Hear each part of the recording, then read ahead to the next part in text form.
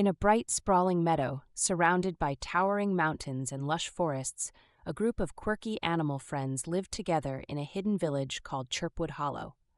The leader of the group was Pip, a plucky, adventurous parrot with feathers that gleamed like a rainbow. Pip was known for his fearless spirit and knack for solving problems. His best friend was a clever but slightly clumsy hedgehog named Thorn, who had a love for tinkering with gadgets. The duo was beloved in Chirpwood Hollow, as they always brought laughter and helped their neighbors. One sunny morning, a soft wind carried whispers of trouble from Earthyside River, the glistening stream that flowed through the heart of their village. The river had mysteriously begun to dry up, and without it, life in Chirpwood Hollow would quickly wither. The villagers gathered around the riverbed in worry. "It's unheard of," said Clementine, the wise old turtle. She adjusted the spectacles perched on her wrinkled nose. "The Earthyside River has been flowing for generations. If it dries up completely, the spring flowers won't bloom and the berries won't grow." Pip stood tall on a mossy rock, his wings outstretched.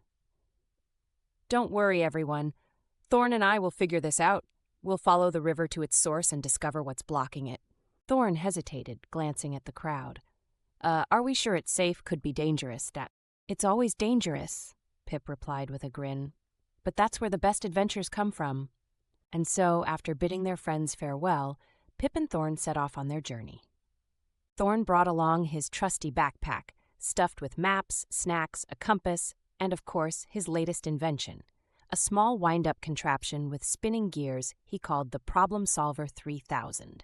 As the two followed the dwindling river upstream, they encountered their first obstacle, a wooden dam built by a family of busy beavers. Baxter, the beaver, was busy hammering a log into place on the dam. "Excuse me," Pip called up to one of the beavers hammering a log into place.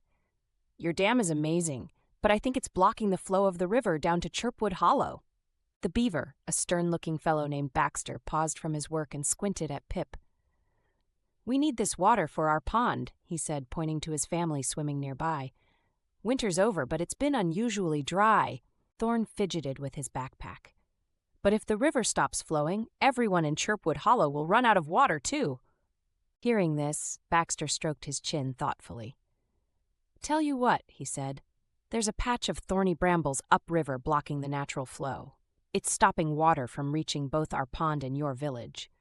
"Deal," Pip said with a decisive flap of his wings. Pip and Thorn continued their trek, climbing slippery rocks and dodging tree roots until they reached the patch of tangled brambles.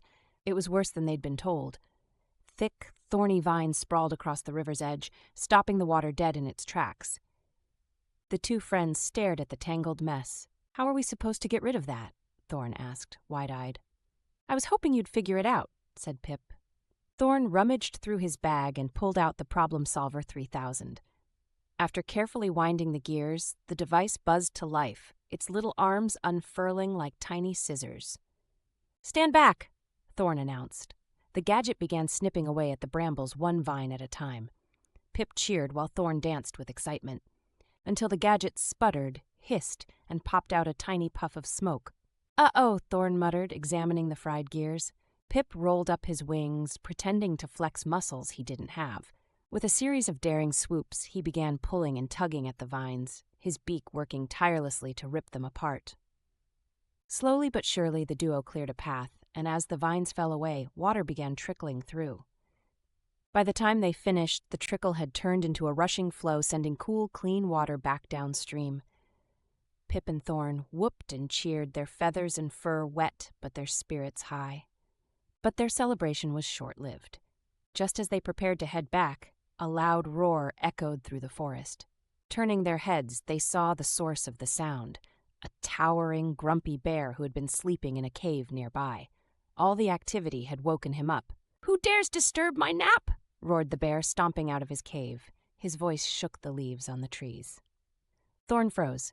"Pip, what do we do? He doesn't look friendly." Pip's heart raced, but he puffed out his chest and fluttered up to face the bear. "Sorry, Mr. Bear, but we had to clear the brambles. The whole forest depends on this river." The bear glowered down at him. "That river runs past my den. Too much water could flood it."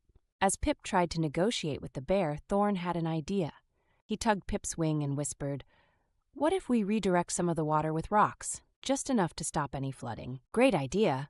Working as quickly as they could, Thorn and Pip piled rocks by the river's edge to create a small channel that diverted the water flow away from the bear's den.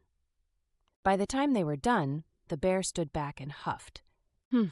I suppose that works, he grumbled before returning to his cave. With the river's flow restored and everyone's needs balanced, Pip and Thorn made their way back to Chirpwood Hollow. When they arrived, they were greeted with cheers.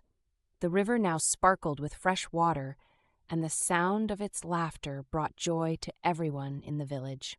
Clementine the wise turtle approached them with a proud smile. You've done something truly special today, not just for Chirpwood Hollow, but for the entire forest. Thorn beamed. It was a team effort.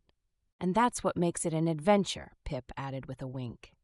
As the sun dipped below the horizon, casting the meadow in a golden glow, Pip and Thorn stood proudly by the river, knowing they'd not only saved their home but strengthened the bonds of friendship and teamwork.